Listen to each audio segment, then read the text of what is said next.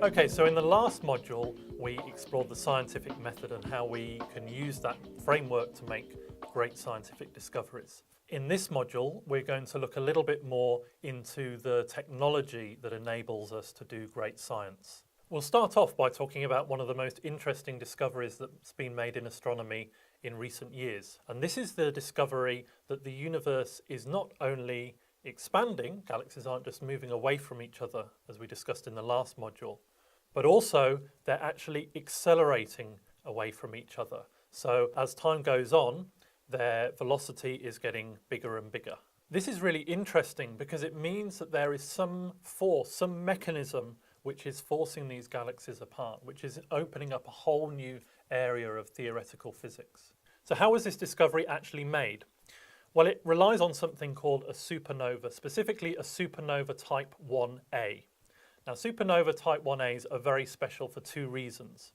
First of all, they're very, very bright.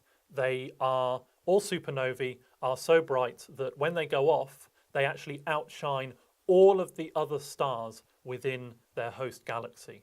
So they're so bright that with a sensitive enough telescope, we can actually see them happening on the other side of the universe. What's really important about this type of supernova, though, is that it's always almost exactly the same brightness. The way that a supernova 1a happens is you have a dead star which is sucking in extra matter, and when it reaches a certain critical mass, it detonates. So it always detonates with the same mass and with a very similar brightness. So this is something that in astronomy we call a standard candle. It's something that always has the same brightness. So if we measure its brightness as viewed from Earth, we can work out how far away it is. If it's very bright, then we know that it's nearby. If it's very dim, then we know it's further away.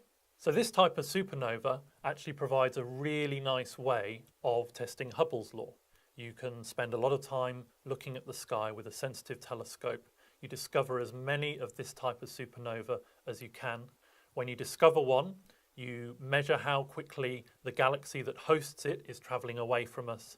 And you can test Hubble's law in a new way. And no matter how well we understand a particular law, no matter how much evidence there is for it, it's always a good idea to test it in different ways.